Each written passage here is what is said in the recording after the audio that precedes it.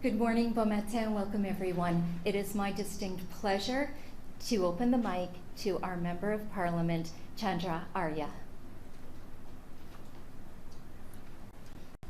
Good morning, welcome everybody, welcome beautiful riding of Nepean.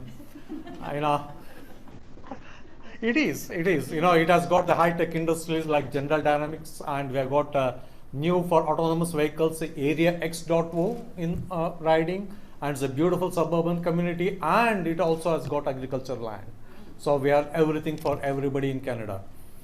I remember I came to General Dynamics, I think about 10 years back, when I was not in politics, I was in defense sector.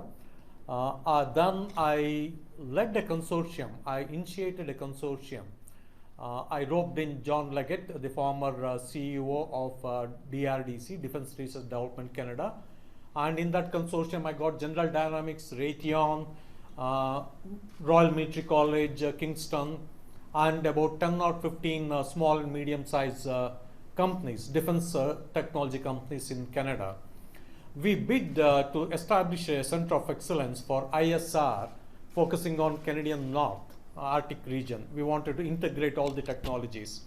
Anyway, it didn't happen, but I'm glad that we are here today on something similar lines, and I keep telling that I am a supporter of increase in defense spending, but I want that spending to focus on advanced technologies.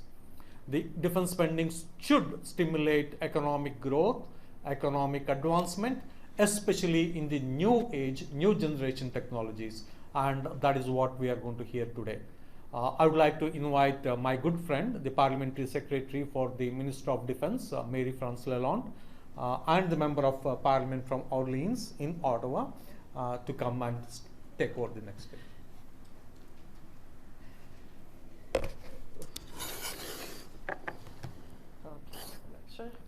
Well, thank you very much, Chandra, and certainly I will not start the argument or the debate about which of the best riding of Canada. So, Major General Scott, representative from the General Dynamics Mission System, distinguished guests, good morning, everyone. Bonjour.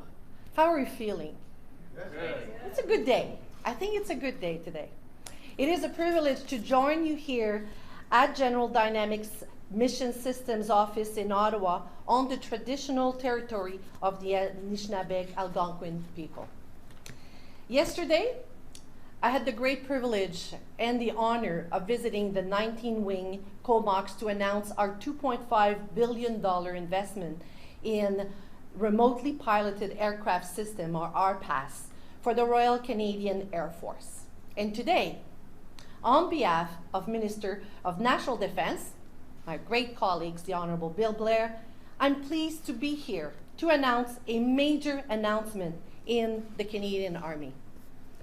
Les nouvelles d'hier et d'aujourd'hui démontrent l'engagement de notre gouvernement à fournir à nos troupes les outils dont elles ont besoin. Today, I'm here to announce an investment of $1.68 billion to provide the Canadian Army with the technology that they require to do their jobs. We're investing in LC4I-SR, which stands for Land Command, Control, Communication, Computers, Intelligence, Surveillance, and Reconnaissance. Ce sont toutes des technologies interarmées, les ordinateurs, les capteurs et l'équipement de télécommunication et les logiciels qui permettent aux forces armées canadiennes de recueillir et d'utiliser des renseignements immédiats sur leur environnement.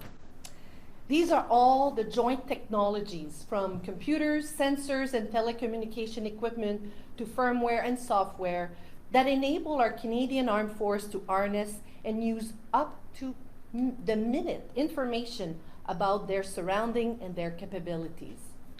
The Canadian Army in particular rely on Land C4 capabilities to communicate effectively and make split-second decisions in the field. The technology helps the military to see, hear, connect, and interact with what is happening in the world around them. It helps our troops gather information quickly and efficiently so that they can make critical decisions. And these capabilities have become essential components in planning and carrying out mission, especially as digital technologies has taken center stage. Since 2018, JDMS has been helping us adapt to the changing demands and increasingly sophisticated requirements on the modern battlefield, and keeping our LC4ISR system working seamlessly in the most dangerous environment. J'aimerais par ailleurs souligner le fait que JDMS-C célèbre cette année son 75e anniversaire. Cela fait donc 75 ans que nous pouvons compter sur votre expertise. I want to acknowledge as well that JDMS Canada has been in operation for 75 years. That's 75 years we've been able to rely on your expertise. With these 4 new contracts, we will continue to confidently rely on you to keep our C4 capabilities up and running over the next decade and a half.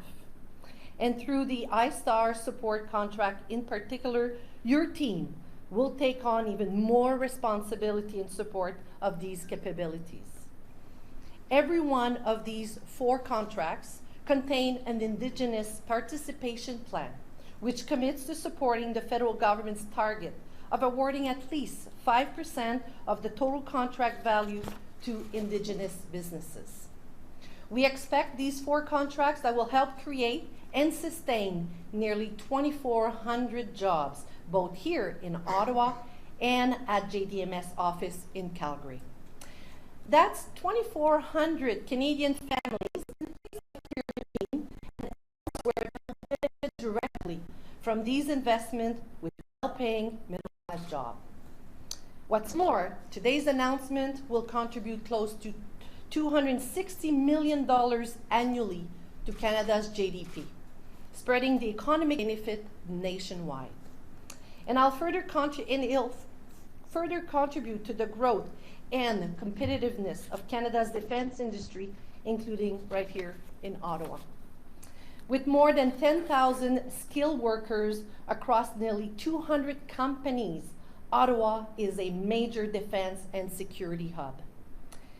Notre ville regorge de talents et en tant que membre de cette communauté, je suis heureuse de voir qu'elle reçoit la reconnaissance qu'elle mérite. The data these systems generate is vital for planning and carrying out missions. You know this better than anyone, save from maybe the CAF members who rely on these capabilities in the fields. Our people simply can afford any downtime when it comes to these capabilities. By putting these long-term contracts in place, we're making sure our people will continue to have this technology in hand where and when they need it most. Par l'entremise de la politique de défense du Canada, protection, sécurité et engagement, nous veillons à ce que les membres de nos forces armées soient bien outillés pour répondre aux menaces d'aujourd'hui et de demain, tout en optimisant les avantages économiques pour les Canadiens et les Canadiennes. Enfin, notre politique de défense s'engage à accroître de 70% les dépenses du Canada en matière de défense. We're investing in the latest capabilities for our armed forces, and we're partnering with Canada's domestic defense industry so that they continue to innovate, compete, and grow.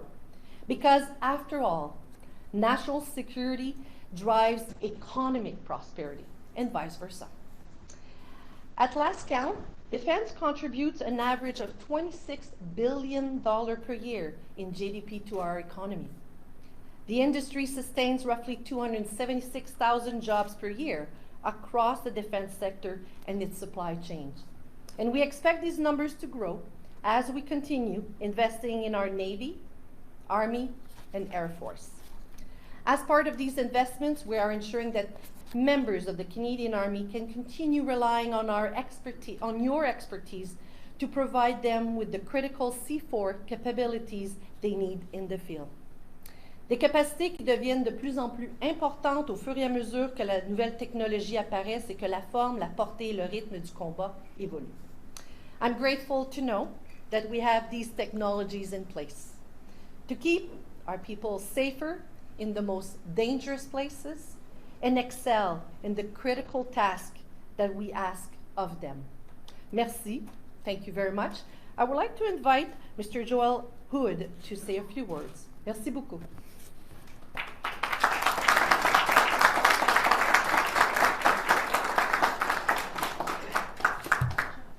Good morning, everyone. Pretty exciting day for General Dynamics and our partnership with the Canadian Army. I'd like to start by thanking the Parliamentary Secretary, Marie-France Lalonde, our Member of Parliament, Chandra Arya, Major-General Peter Scott, and other guests for joining us this morning for this incredibly exciting announcement. As mentioned, and as you may know, 2023 marks the 75th anniversary for GDMS in Canada. We've been proud supporters and partners for the Canadian Armed Forces throughout our history, and we are looking forward to the next 75 years. At its core, GDMS Canada is a collection of the best and brightest engineers and technology experts this nation has to offer. Every day, they amaze me with their innovativeness, their creativity, and their expertise to solve challenging engineering problems in delivering world-class technologies to our men and women in uniform. Throughout our 75-year history, we have become renowned for our C4ISR, our avionics, our vitronics, and our anti-submarine warfare capabilities. We provide innovative products and services to the Army, Navy, and Air Force that enable them to effectively and efficiently receive data, provide situational awareness, and make near real-time decisions when carrying out critical missions around the globe. We continually invest in research and development in conjunction with the Canadian Armed Forces, academia, and industry partners to invent and utilize technological advancements in everything we do. Over 3 decades ago, we were awarded a contract to create the first fully integrated voice and data network in the world. This was the beginning of the digitization of the Canadian Army. Today, through these new contracts, we are looking forward to furthering our collaboration partnership with Canada in order to meet the forward operational needs of the Canadian Armed Forces. General Dynamics in Canada accounts for 25% of Canada's defence industry and contributes almost $2 billion annually to the GDP, while supporting over 4,000 direct jobs and some 16,000 jobs across our supply chain. These new contracts will directly support a large number of GDMS Canada's 1,100 workers who are located across Canada in Calgary, Ottawa, Sherbrooke, and Halifax. I'm fiercely proud of all of our GDMS employees, many of whom dedicated their careers to C4ISR engineering, enabling the technological advancements found within the C4ISR programs we are announcing today. We will continue to hone and advance our capabilities in the land, air, and sea domains to further our partnership with Canada and the Canadian Armed Forces toward protecting and serving the citizens of Canada and allied nations around the globe. I'd like to thank all of our employees at GDMS for their extraordinary efforts throughout the year. I also thank our colleagues at the Department of National Defence, Public Services and Procurement Canada, and Innovation, Science and Economic Development Canada, who work very hard every day to support the procurement needs of the Canadian Armed Forces. So once again, thank you, Parliamentary Secretary Lalonde, and distinguished guests for being here today, and wish you all a wonderful holiday season. Thank you, and I'd like to invite Major General Scott, the Deputy Commander of the Army, to come and say a few words. Thank you.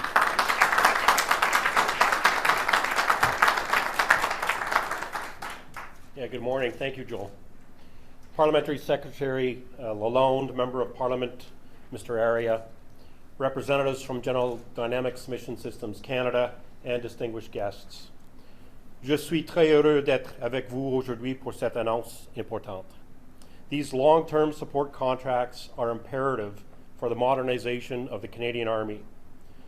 Right now, in Ukraine, we are seeing the fight of tomorrow, where we can learn valuable lessons to help us improve our own armed forces so that we are always ready to respond. Now, more than ever, speed is crucial.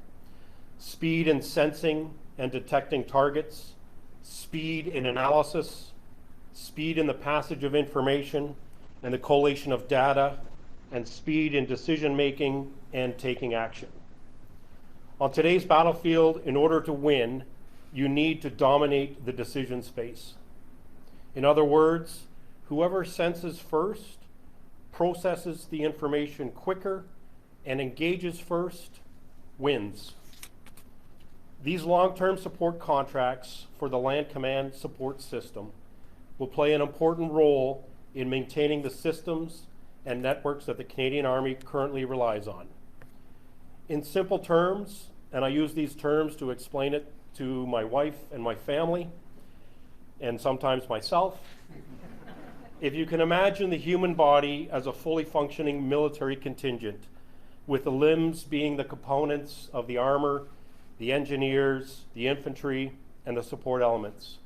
The eyes and ears are the sensors, and the heart is the command center where the commander and the headquarters resides. Then it is the brain that is essentially that crucial node that ties it all together and makes it function harmoniously. The brain is the network and hardware that ties everything together. And it is the brain that we are continually improving and making faster so that we can stay one step ahead of our adversaries. Le partenariat avec l'industrie par le biais de ces contrats de soutien à long terme est essentiel pour garantir que nous pouvons suivre le rythme des tendances émergentes en matière de technologie. With General Dynamics Mission Systems Canada, our Army will be able to experiment, test, and field new technologies quickly and move us to the cutting edge faster.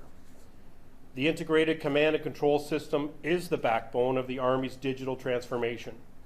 It will not only enable us to make decisions faster, but also maximize our interoperability with partner nations. Nos capacités doivent être compatibles, interopérables et interchangeables avec celles de nos alliés. Nos systèmes ont également besoin de redondance et de résilience numérique. Nos alliés et adversaires intègrent rapidement les technologies avancées. Nous devons faire de même pour assurer la sécurité de nos troupes. These 4 long-term contracts are built to ensure the continued support of our current capabilities and the integration of new capabilities. All 4 will be crucial to the success of everything we are doing now and will continue to do on op reassurance in Latvia. On behalf of the Commander of the Canadian Army, I would like to thank Madame Lalonde and also Minister Blair, who could not be here today, and the team at General Dynamics Mission Systems Canada for their continued work and excellence. To deter our adversaries and reassure our allies, we must have modern equipment and sustain our high-quality training. But the most important objective is to enable our soldiers so that they can survive on the modern battlefield, and today's announcement will achieve exactly that. Merci beaucoup. Thank you very much.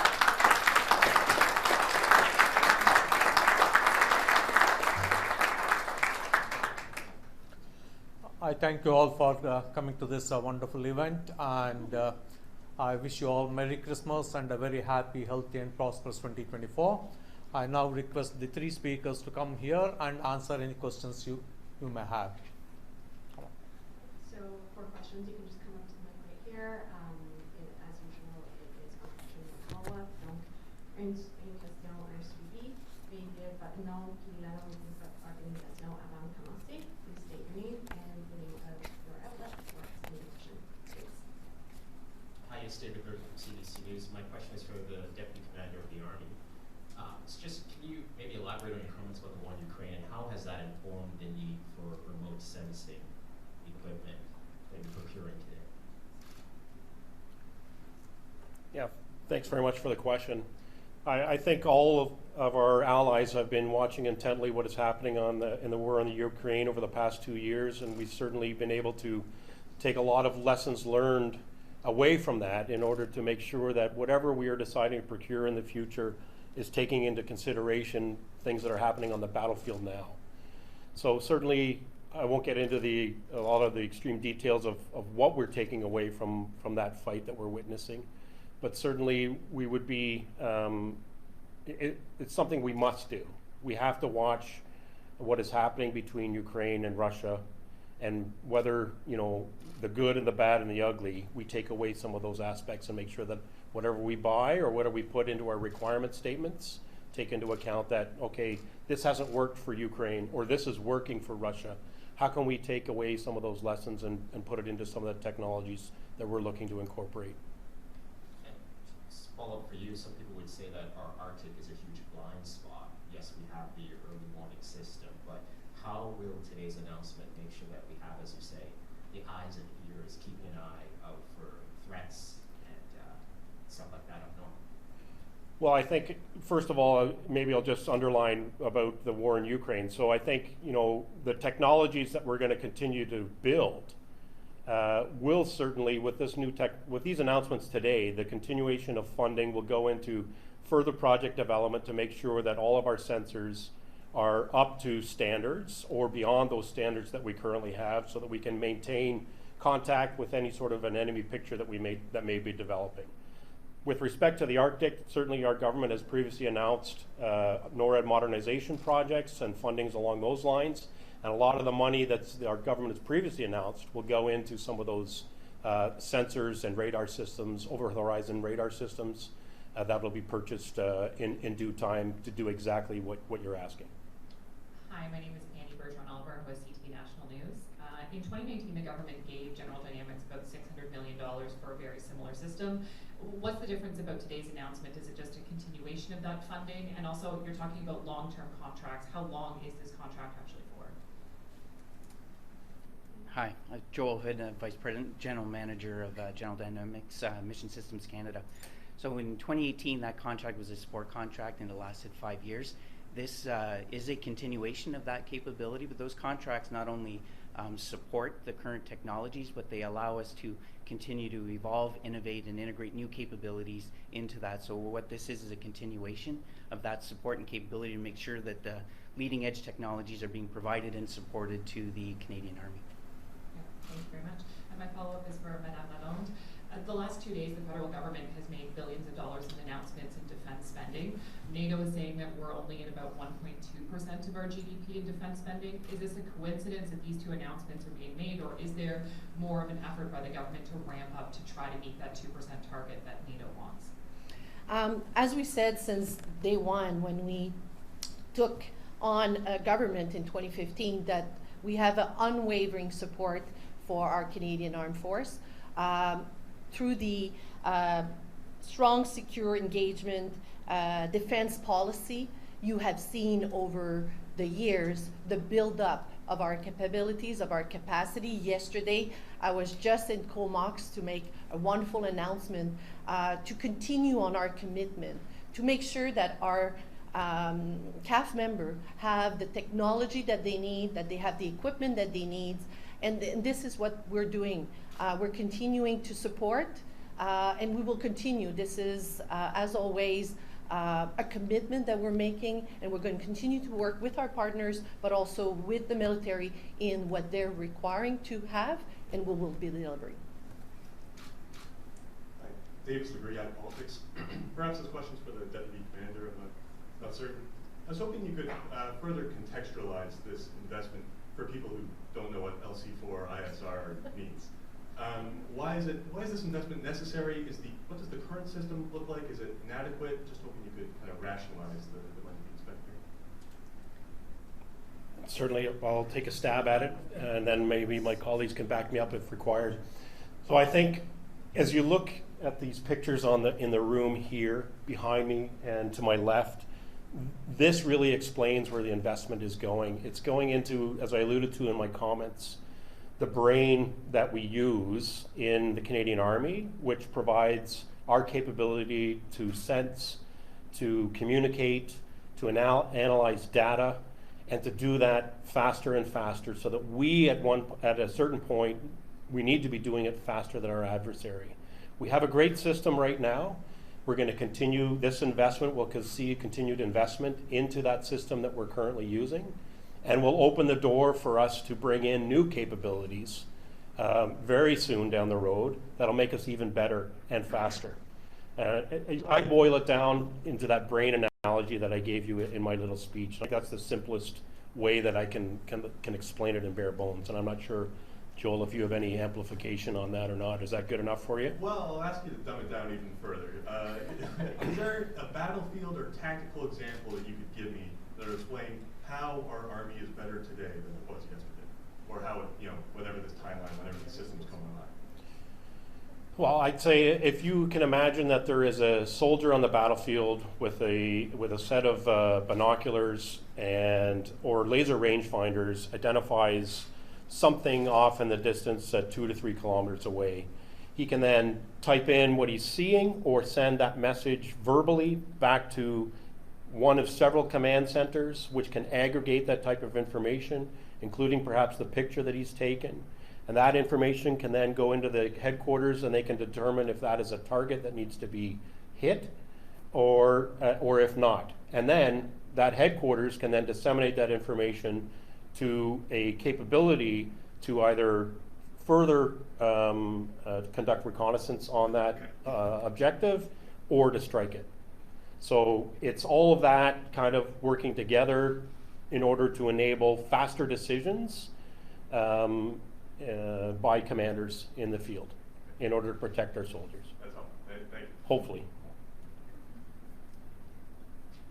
Chris Thatcher came today, and this one's for General Scott as well. I'm very pleased. General Paul has talked about the need for enhanced C4ISR for the Houde group brigade at some point down the road. The eventual, obviously, is the SSE 42 bucket that you're working towards.